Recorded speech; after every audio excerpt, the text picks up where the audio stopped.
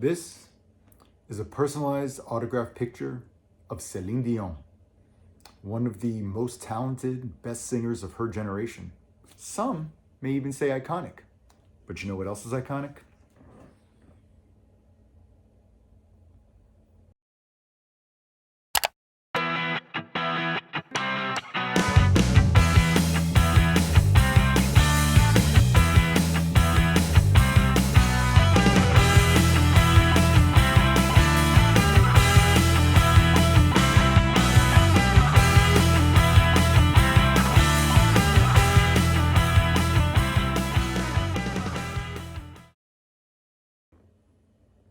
Hey guys, welcome back to another video. This is another out-of-the-box spec check video where we just go over basically how a piece of gear, set of gear is built, the specs of it. This has nothing to do with anything. I haven't used it, so it's not a review or I can't speak on it from personal use. It's just like my first impressions out of the box and letting you know how it's built. So we're talking about Brian's new Iconik 2 set. This is the newest thing Brian's has come out with. They had an Iconik 1 that had previously taken over for the Genetic line, and so this is the second version of their Iconik line. I do have the full set in my possession. Now, if you've watched other videos and you've heard me talk about Brian's gear, while I did have a lot of success with my Optic 4 custom pads that I ordered, I have mentioned that I just was never a fan of the glove and blocker, especially the glove. Blocker is all, I can pretty much use any blocker if I really had to. It was just never anything that stood out to me, but the gloves for Brian's, it never appealed to me. It always felt weird, but I wanted to give the whole set a shot and just see if anything's different. Maybe anything might change my mind. So let's get started. And as usual in a set, I think I usually do the blocker first, but we'll look at the blocker. So this is the Iconik 2 blocker. I will say I do feel like that this is probably the blocker I've liked the best of any Brian's blocker I've used, just seen, tried on in a store, anything like that. This is the best. But that's not really saying a lot. It's basically just gone from something I actively maybe didn't really like to just something that's kind of like meh, whatever. But let's just talk about how it's built. Let's talk about the specs, and then I'll kind of get a little more into my opinion of it out of the box. So thickness wise, they say they've thinned it out a little bit. It looks about a basic thickness from what I've seen in a lot of other blockers. It doesn't really stand out one way or the other, but you can see the thickness there. It has, again, pretty much standard shape of a blocker. Nothing crazy or really much to talk about. The sidewall is a two-piece, meaning it has this attachment here, but the sideboard itself is very rigid. There's really not a lot of bend or give to this. It really just kind of has some give where it's attached to here. So that's why they call it a two-piece. You see the palm being what it is. Again, pretty standard, nothing crazy. It's got the, sure grip stuff right in the middle of the palm, and the rest here is, I don't know if you'd call it Nash or whatever, but it's just a very basic palm. There's nothing really special about the finger areas. Some other companies' brands, they might put padding around the finger. I think it's CCM has the padding around there. Vaughn does the, well, let me correct that real quick. There is padding a little bit around the index finger, but the other fingers have no padding around it. It's just the finger sleeve. I mean, it has a little bit of a thicker material on the top. Again, though, that's pretty standard. The index finger does have a little bit of the padding around it, but it doesn't have the, for instance, Vaughn has this thing where they wrap this material around to the side of the finger, because when your finger is kind of integrating with the stick, it can rub in that area. So it's like a high wear area, and when you have just the mesh rubbing into it, that mesh doesn't hold up too well. But this has the standard kind of form of the mesh just all around the sides, and then this material underneath, and somewhat of a thicker padded material on top. But yeah, so this does have a little bit of a padding around the index finger, but just the index finger, not any of the other fingers has any extra padding out of the ordinary. Again, basic thing most blockers has the thumb pillow here, which is Velcroed in. You can remove it if you want. Then you have the hard outer piece there for the thumb. You have a very reduced cuff, which is something I like, but it's basically this. Try to get this part out of your mind. It's this like outer, somewhat thicker padded, very thin piece, and then it's got this material here, which it's really not much in the way of padding. It's just kind of a material there that's sort of like this loose cuff. Not sure what that's really supposed to do, but that's what it has. And then again, most blockers do have some kind of pillow for the backhand. This does. Might even be a little more robust than most other pillows. It is a pretty good cushion on the backhand there. The face of the blocker board does seem to have a little give, a little squishiness to it. So what that means for rebounds, I couldn't tell you yet, but usually if it's got a little give to it, it means it's gonna deaden the rebound somewhat. But we'll see how it plays. On the outer part of the finger protection, not with the this area that goes over the index finger, but the other one that covers the rest of the fingers, it has like this two-part system, which I don't remember seeing this in other blockers I've had recently, but it's pretty much like this part that would just be what a normal blocker has, and then they attached with a little piece of elastic a second, so it's like double padded area for the rest of the fingers.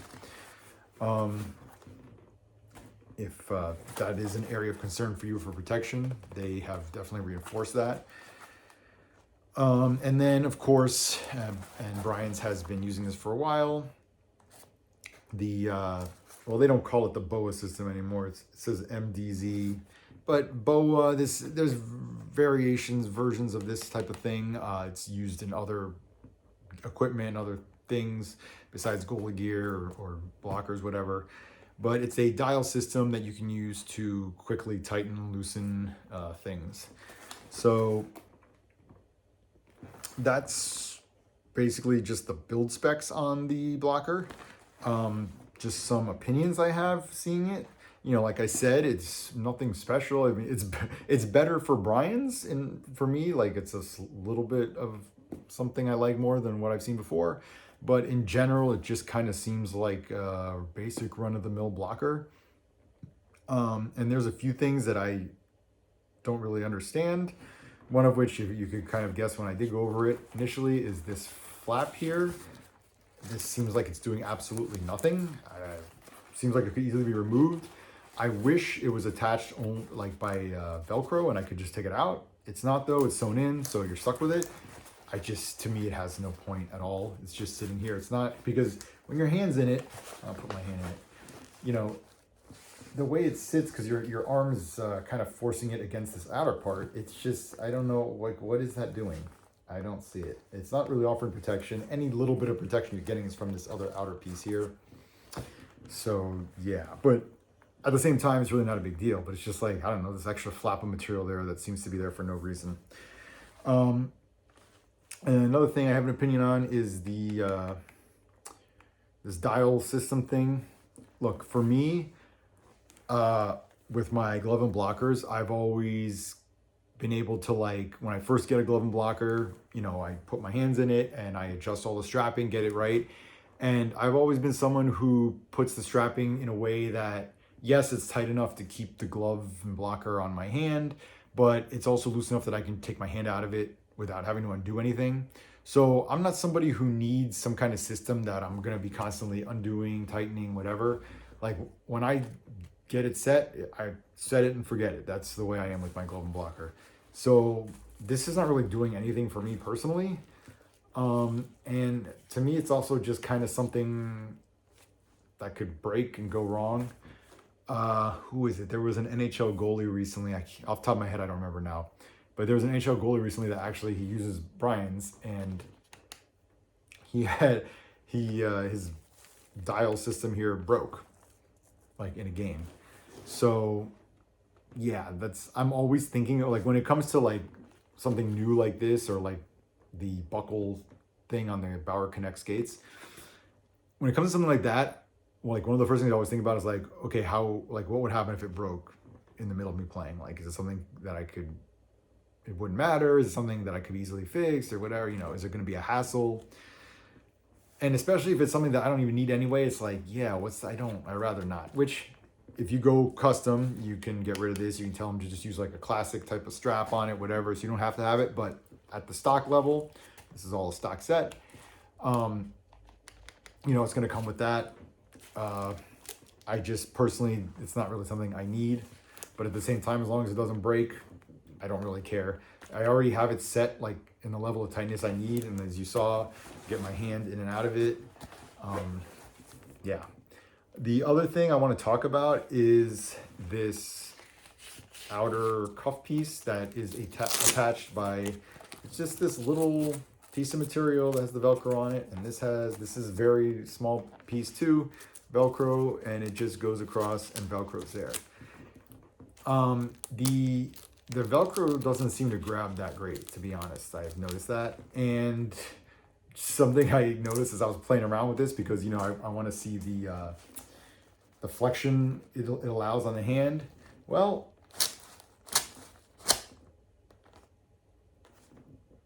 this is the kind of flexion I expect out of a blocker. It's what I get out of the ones I use. And it's like, if you're going from kind of a more like a stance position to down and trying to project the blocker, you're going to kind of do a little force like this forward. And yeah, this comes out. I've never, ever had a blocker that had something Velcro that would come off just from me doing like this.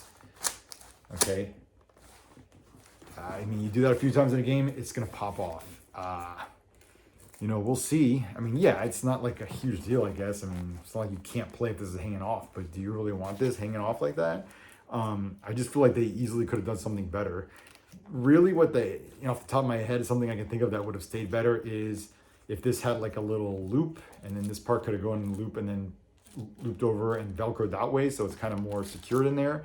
But just this very rudimentary Velcro system, and like I said, the Velcro doesn't even seem to be very good. Like even just putting it on, it starts coming off as soon as you release it. I'm not crazy about that at all. I think that this should be a different thing. Again, maybe if you go custom, you tell them. They're pretty good about doing almost anything custom, so maybe you can change it out if you're going to go custom. But like, I don't know. It doesn't seem like a good design to me. But like I said, in general, this doesn't stand out amongst other blockers to me. It just seems like a lot of things you see in just about any other blocker. But yeah, so I think that's about it with the blocker. Now let's move on to the glove. So as I already said in this video, I know their gloves are just not for me right off the bat, just from the breaks, because they'll tell you their gloves equal certain traditional breaks, but the degree angle of the breaks are different than what anyone else says theirs are. Like, it's not your classic 60 degree, 70 degree, 90 degree. It's like one of them, between the Iconik 2 and the Optic 4, like one of them is like a 30 some degree, and then I think the other one's like a 40 some degree, 35, 45, something like that.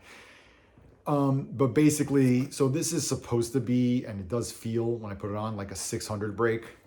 The Optic is supposed to be more like their 590 break. But to me, neither one feels exactly like a classic 600 or 590 break. it's really its own feel. And if you love it, you love it. I mean, I've heard from people that use Brian's gloves that just swear by and they don't want to use anything else. So if that unique break is for you, then you love it. To me, I just have never been able to get used to it or think it feels good on my hand. So that is the caveat with this right away, is like, look, the break, just for me, and that's just a personal opinion, it's a feel thing for everybody, just not for me. But I'm not going to hold it against it myself. It's just for me, I can't. But let's talk about other things besides the break. So like I said, this is going to play or feel, the best thing I can say is like a 600 break glove. One of the first things you see right off the bat is it has like this Nash material in the palm. That's something that was really like an old school thing. A lot of the gloves of like the 90s had that. I've seen people get that custom every now and then, but for the most part, you really don't see that a lot. Usually it's just all the Gen Pro going in the glove. The purpose of that, I honestly don't know. They might say it's to help, that material kind of helps grab the puck. I'm assuming that's what their reasoning is. I don't really know how much that's gonna help, but that's what they've decided to do as their stock option with this glove. It has this Nash material. You know, I don't know how the Nash holds up as opposed to the Gen Pro. Is it better? Is it worse? I really don't know. Like I said, it's kind of rare to see that. I've never seen it as a stock option on a glove. I mean, anytime recently, like I said, some gloves in like the 90s, that's off the top of my head. That's the only ones, like the last time a stock glove maybe had it. But yeah, so that's something very obvious. You notice right off the bat, it has that. It is not particularly thick or thin. I mean, kind of like the blocker, the thickness level of it doesn't really stand out one way or the other. I mean, I've seen thinner, I've seen thicker.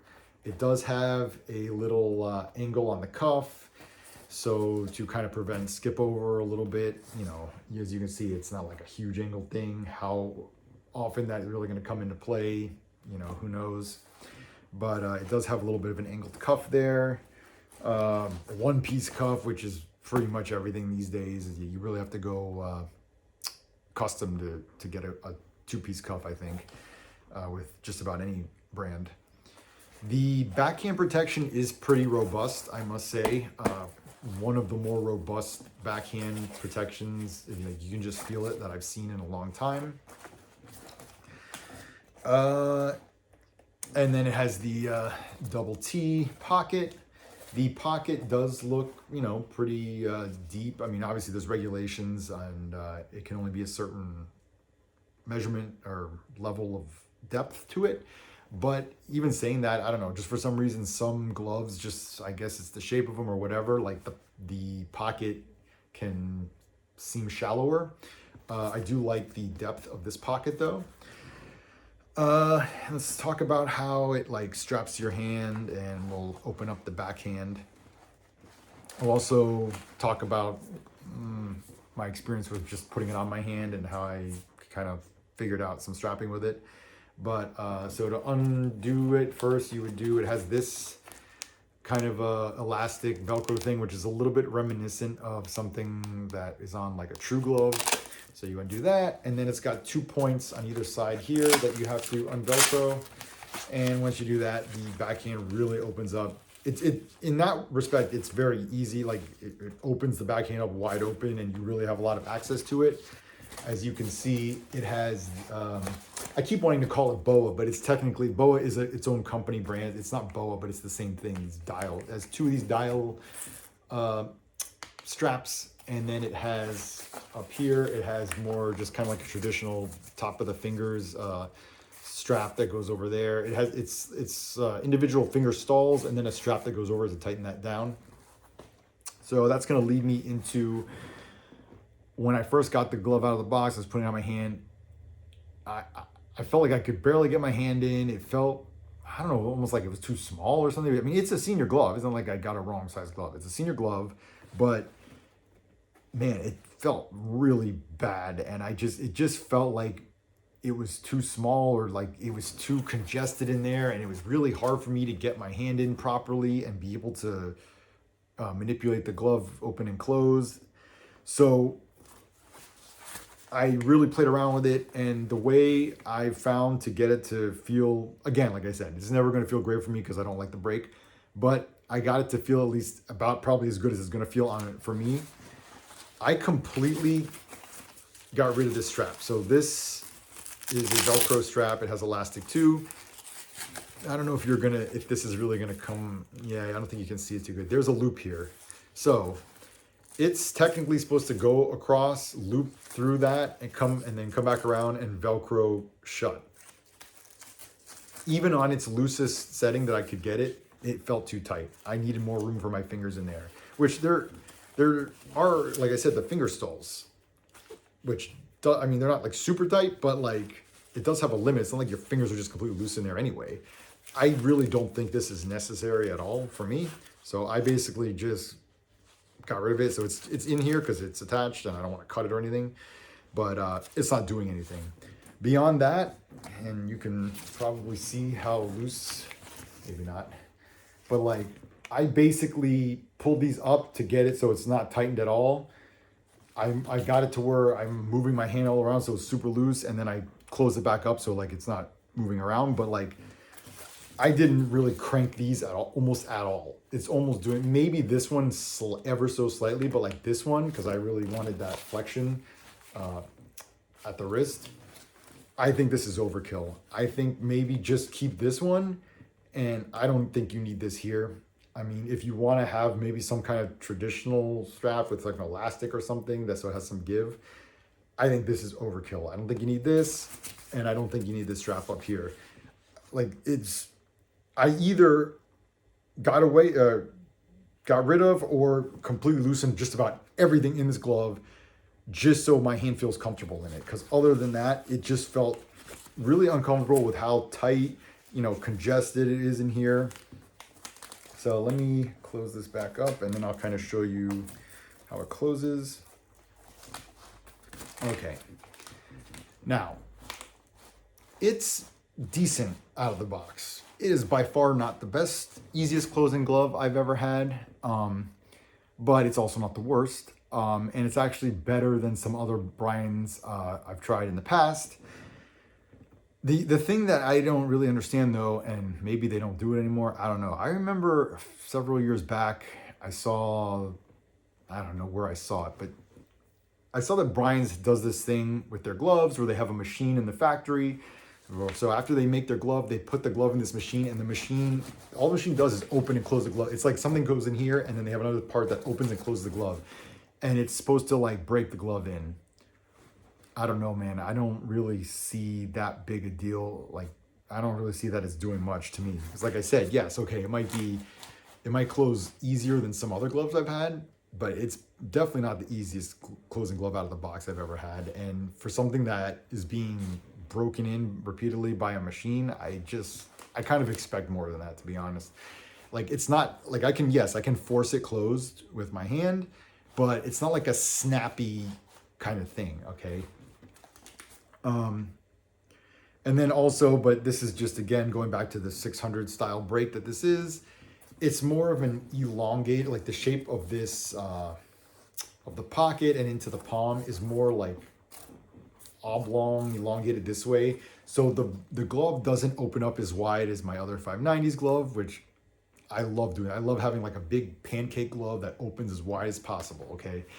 And that's part of the reason why I like the 590. Not the whole reason, but part of it. So this doesn't open as much as a lot of my other gloves. And if you were to look, compare this side by side to a 590, you would see that like this section, this top of this T, whatever you want to call this, bridge or whatever, is not as long as it is on a 590 style glove. So that's like kind of stopping it from opening it up. My guess is because, look, there is a certain measurement of the perimeter that the glove has to be legal. So just the shape and break of the glove makes it so that some of that length is like in other parts of the glove. And so it's sacrificing it up top here. And so the glove just doesn't open that wide. But if you're used to a 600 style glove, then that's something you're used to anyway.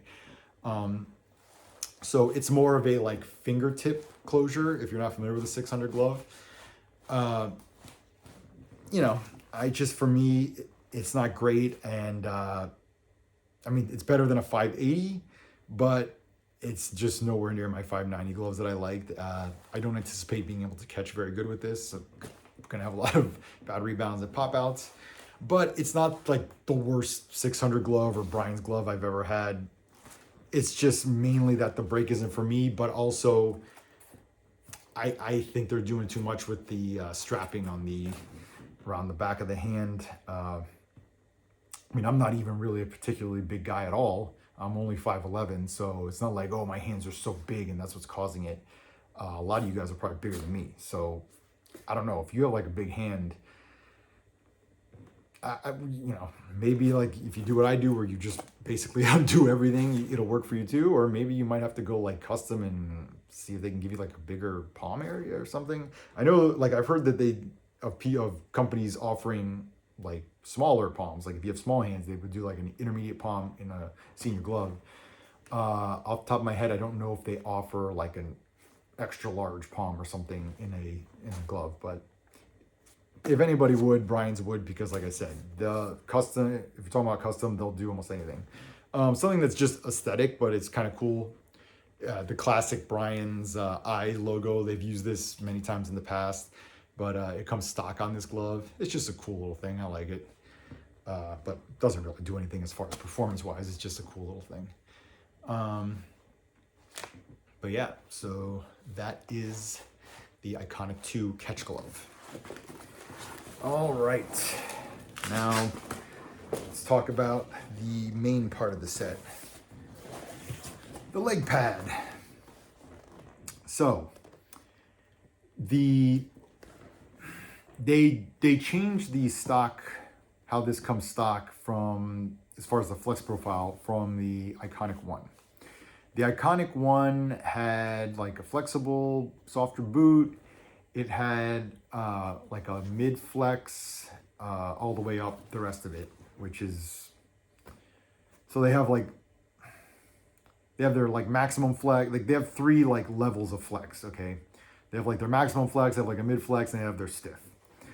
The Iconik 1 was like max flex down low and like mid flex the rest of the pad. So it had like decent bend. I remember if you looked at my video I did not too long ago where I went to Calgary and I went to a store in Calgary that had a lot of different stuff. I got my hands on an Iconik 1 pad and I actually kind of liked it. Just, I mean, obviously I didn't put it on or play with it, but just messing around with it, it seemed like it had some decent flex, which if you know me, you know I like that. And I kind of had in the back of my mind, like it wasn't so much I was like, oh man, I need to have this. But in the back of my mind, I was like, oh, you know, I'll keep the Iconik line. You know, it seems like it might be for me. You know, I want to get it maybe when they come out with the Iconik 2.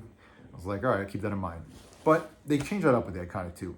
The stock way this comes is now is that it comes with the, you know, the most flex at the bottom, but by the boot. It has like the mid flex right at what they would call the break, the knee break here, but then it's stiff up top. So it's definitely a different feel than the Iconik 1. If you're coming from the Iconik 1 and you're just going stock, you really need to know that it's not going to have the same flex up top. It is very stiff up top. So it's hard for me to like not have this flex at the bottom here to try to show you the top. But like, okay, so I'm kind of holding this so it won't flex at the knee. This is really freaking stiff up top, man. I mean, and not only that, but like it has some like, thickness isn't really what I'm trying to say. I mean, yes, that, but like, I don't know, the structure within the thigh rise, like you can tell it is solid. It's not bending even this way. Anyway, it is, if we're just talking like from like the thigh rise, it's just about as stiff as anything else I've ever seen. It is very solid. That's not going anywhere. And then, so at the knee, yes, it has flex there. And as something I've brought up though as a point many times before, a break or flex at the knee is only going to be as good as the space before these two sections touch each other. So yes, it'll flex a little bit until it catches onto this. And you know, if you kind of get rid of that, it flexes more. But of course, when your leg's in it, there's no way this is going to be in like that. But yes, when you get that out of the way, there's more flex. When this starts getting in the way, the flex is just handcuffed. It just is. So yes, it has, you know, if you want to call it a break or available flex at the knee, doesn't really seem like it comes into play much though. Boot, yeah, boot seems decently flexible. You know, you have the nice flat landing surface right here. It's not like, if you saw my video on the True PX5, it's not quite as solid and with the sharp edges like the PX5 has, but it is pretty flat, which is gonna help with sliding. And then speaking of sliding, it has Brian's sliding Primo material, which is pretty close to Vaughn's. Not exactly the same, but it's pretty close and it is very good. It is, I do recommend if you get Brian's to get their sliding surface, it is good.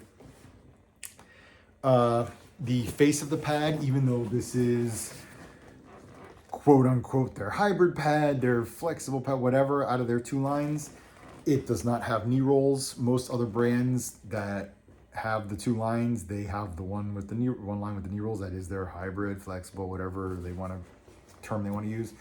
Brian's no, which I do applaud them for that because I think the knee rolls are absolutely useless. So good on you, Brian's, for just getting rid of it, even on your quote unquote hybrid pad. So flat face. It still has a pretty traditional outer roll. Their Optic 4 pad has a much thinner outer roll, almost to the point that it's barely there. This has a much more traditional one that sticks out, and it is very, has like sharp edges. It is very defined, and it is very solid. It's not like a soft outer roll at all. It's very hard. So probably would affect maybe rebound, like the way a puck comes off it a little more. Down by the boot, as with just about everything else, there is no boot channel. I would be surprised. Pretty much nothing has a boot channel anymore. Now this is Brian's, their bungee system. That everyone has a bungee system now. I've used this before. I'm just not really a fan. To me, it gives too much. It's almost like not almost having anything on your toe tie. So when I do try these, I will be putting my Kova toe ties on like I usually do. But other than that, it's pretty, generic toe bridge attachment area that you could attach wherever you want to it if you don't like this. This is attached around your skate with Velcro. It's, very simple system. Some people like it, I don't. So, going back to the flex of the pad, they called it, their stock is called the X Flex. So they have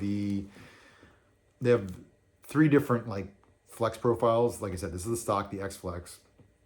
Then they have like the S Flex or something. They have their most flexible line, which is more like the Optic 1, but that's not stock. You would have to order that custom. Or another thing you could do custom is get this even stiffer, which means so the top is going to be the same stiffness, but now there's really going to be no flex even at the knee. That is the that's just called their extra, or not extra, but like their stiff, whatever. Off the top of my head, I forgot what they call it, but they have three different flex profiles. The most flexible, this is kind of like an in-between, which is what they do on stock, where it's flexible here at this one at the knee, but not up top. And then their stiff one, which is everything is just as stiff as possible. However, all three options always come with a flexible boot. So now, again, as I've been repeatedly saying this whole video, if you want a stiff boot, talk to Brian's. They probably will do it for you. And another caveat, though, I do want to say with these flex profiles and whatnot, and this is becoming increasingly common, I've seen, depending on where you buy your equipment from, the store that what your store has for their own stock pad may not be what the main company has as what they're saying is their stock pad. And what I mean by that is, again, especially these companies that do a lot of custom stuff, a certain store just might want to do a run of a certain style pad. Maybe the manager of the store wants to carry, like, I don't know, knows their customers and knows that the Iconic one did very well. So he wants to stock his store with the flex profile that matches that, their most flexible profile. So even though that's not really what Brian's says is the stock version of the pad, the store is offering it. They have multiple sets in the store, and that's by default their stock pad they carry in that store. This is something that I really noticed when I was buying my true PX5 pads. It's like I found variations of the pad depending on what store I was looking at. So just be sure to double check that the store you're getting it from has the flex profile that you think it has. So like I said, most should have this X flex profile, which like I said is sort of a medium level of flex, but just double check. And if you are looking for something with more flex, you got to go custom. If you are looking for stiffer, I don't know why, you got to go custom. But yeah, I just wanted to like put that out there as a little disclaimer, just in case. Not that I've really seen that, but just because of my experience with the last set I got with the Trues, I just wanted to put that out there that just, you know, double check. It's becoming increasingly common that stores kind of do their own custom run of stuff, and to them it's stock because you see it in their store, but it's not necessarily the same stock options you might see somewhere else. But let's get back into the build of this pad. There is no bootstrap. There is not even a bootstrap like option to put one in. Again, going custom, you can always order a bootstrap. Let's look at the leg channel and kind of the wrap on it. So here's the leg channel. Pretty plush right here with like a mesh material. And then where the knee is, it is more like a sort of Nash type material. Feels pretty comfortable. The knee landing isn't overly like padded or soft. It is kind of a harder knee landing. I know sometimes people I've heard have problems with that. Me personally, I don't, because I wear warrior knee pads, and I also wear like volleyball knee pads even underneath that. So I kind of have my own level of cushioning on my knees. So I can use harder knee landings on pads and it doesn't really affect me, but I definitely have heard from other people it can. So just be aware this isn't exactly the softest knee landing here. It did come, not attached, but in the box, it had the outer knee wing thing. If you want to attach your knee across, I don't. I attach down to the, excuse me, down at the calf. So I'm not even gonna put these on, but just wanted to show you that it does come with that. So you got this classic, you know, knee strap goes down to the calf. Then there really the only other strapping besides that is this Brian strap that has, you know, two layered strap, if you want to call it, dual strap, but then that meets at the end, and then you just strap it across. It is extremely simple. The options you have with it is, you know, to adjust the length. It has like a buckle system. Also, you can kind of change up one of the straps positions. So there's two straps and there's three options. So you can either keep this down here and move this one there, or vice versa, keep this one up here, move this one there, whatever, however you want to do it with that.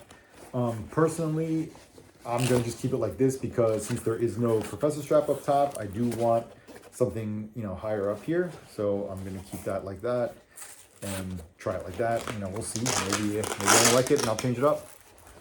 But it's just a very simple strapping system. So then you have an inner, so you don't have a calf pillow on this, but this like inner calf flap part is very plush and padded. So it's basically like a calf pillow for all intents and purposes. And then you have this outer part that also has the sliding surface attached that just all just, you know, closes up. And then on the outside leg part is this, which it's pretty normal around here. It's got the Velcro part. And then down here, it actually has like some hard inserts here. If that's something that you feel like you need padding around, I don't know. I don't really recall off the top of my head this is a really common thing that I remember having in other pads, but it's there, whatever. It has like, you know, extra padding right on the outer flap there. And then sizing wise, this is a 33+1. That's what I am in Brian's. Trying to see if there's anything else to go over, just the build of it before I talk about kind of initial opinions. So, okay, like I said, it doesn't come with a professor strap, but it does have an option, like a thing that you can optionally put one in after the fact. It just doesn't come with one. So you'd have to buy it. Maybe you could even do a third-party one. Doesn't have to be Brian's, but it does have like a lace-in area for a professor strap. Okay, so let me get to my kind of opinion of what I'm seeing here, because I do have an opinion. I was really surprised how this pad feels out of the box, and like the flex profile. Like I said, it has a pretty stiff. It plays like it feels like a pretty stiff pad. Like, you know, like I already kind of went over with, yes, it has the break, the flex point, whatever you want to call it, at the knee, but because of how it interacts with the bottom calf part, it doesn't really flex that much. And really, the only thing above the knee, there's only one strap, and it's this knee strap, and it's elastic. So what's really even pulling that down? I mean, because even if your knee, when you go to a butterfly or whatever, starts pulling this a little bit, it's the elastic that's going to give. There's really nothing in the course of a play. Like, the only way this is pushing down is if you're like resting on top of your pad when there's no play at your end or something. So really, what is this one break even doing? I mean, they might as well have had if they're going to do the rest the way it is, they might as well have just used their stiffest option all through and just have the pad completely stiff. And that way, I just don't see what the big difference is between this pad and the stock Optic 4, which is their stiff pad, which that one stock is their stiffest flex profile. But then beyond that, it's actually a thicker pad than the Optic 4. I have a video on Optic 4. I did a custom Optic 4 where I changed the flex profile to be very flexible. But even with that pad, if you go back and look, like, it was a very thin pad. And that's why I went with that as my base pad instead of the Iconik, Genetic, whatever you want to call the line at the time. I just liked how thinned out, how sleek it was. This, like, look, it's not in general a thick pad, okay? But it's thicker than their other line, and it's just as stiff. And I've said this before, especially for me, if I, like, look, I don't prefer stiff pads, definitely don't. But if I do use a stiff pad, I at least want it to be as thin as possible. For instance, if you had watched my recent PX5 video, you know, that pad is pretty stiff from the knee up as well. But it is super thinned out. It has, like, if you know True, it has like the little notch, thinned out notch at the top of the thigh rise. And I really like that. Those pads, even though they would seem like they're not that great for me, they actually work pretty well for me. I don't have a lot of hope for these pads, just from what I'm seeing with how that they're thicker than the Optic 4s, and they're ridiculously stiff, as stiff as the stock Optic 4s. And then when it comes to the strapping, again, I think the Optic 4 is better. The Optic 4, if you want to look at my video on that, it has a lot of options for strapping. You can do a lot more positions with the strapping. It came with the professor strap that you could remove, which I did. I mean, ultimately I didn't end up using it, but it just came with and offers more options than this. This is very simplified, yes, but if you don't like it, there's not a whole lot you can do to change it. Like I said, you can have the one extra little position, you can move something up or down, but in general, I don't know. I'm just, from out of the box, I'm not too crazy what I see about the strapping. Also, I tend to more often times than not use a bootstrap. I don't necessarily have to. I have used pads, but again, going back to the PX5, that doesn't have a bootstrap, and doesn't seem to affect me negatively. But for the most part, I do prefer a bootstrap. And like another recent pad I reviewed, the CCME Flex 7, did not come with a bootstrap, but it at least came with the attachment points for a bootstrap. So I actually still had my other Brian's at that time. I used the bootstrap for my custom Optic 4s. and it worked pretty well. It seems like a pretty easy thing that they could at least just put the attachment point in there if you did want a bootstrap, but they don't even offer you that. So we'll see if it matters. The fact that how stiff and thick everything else is, I feel like this is a candidate that for a pad that I might need a bootstrap on, but we'll see. And if it is, I don't have the option for it anyway. So I would have liked to seen that option available, even if it doesn't come with the actual strap.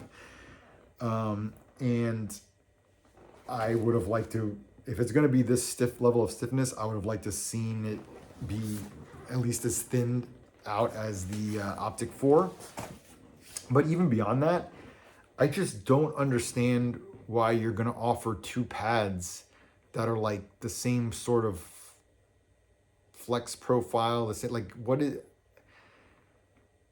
if you're offering two different lines of pads, like there should be a substantial differentiation between the two, especially at the stock level, because, you know, there's different kinds of goalie. Like, I just feel like you have to almost be the same type of goalie to like the Iconik or the Optic 4.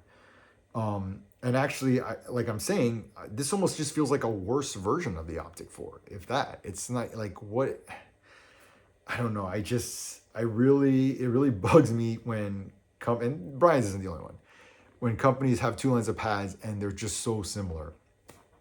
And like I said, when I saw the Iconik ones in store, it didn't seem like that. Like, that seemed like it had a nice flex to it. It seemed like it was a different pad than the, I guess at that time, Optic 3, you want to say, or it did overlap with the Optic 4 as well.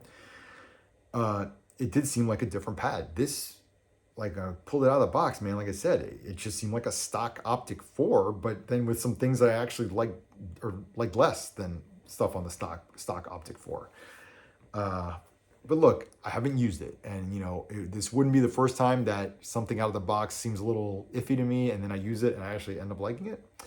But yeah, just if I'm going by initial impressions of stuff out of the box, I just kind of a lot of question marks for me of why they did certain things, right? And that's even, like I said, going back to the blocker with that cuff strap. And then if you want to talk about the graphic, I mean, it's always hard to really talk much about the graphic with an all-white pad. I mean, you can kind of see the stitching outline. It's very similar to the Iconik 1 graphic. Minor differences, like it has these little things jutting out of this part. I think this section here might be different too. But other than that, it's for the most part very similar to the Optic 1. Going back to Brian's being really good with custom, though, if you go custom, you can just go crazy with custom graphics. I've seen them do crazy shit, man, and they do cut and sew. It's not printed. So, like, when it comes to graphics, they are the king of cut and sew custom graphics. I will give them that.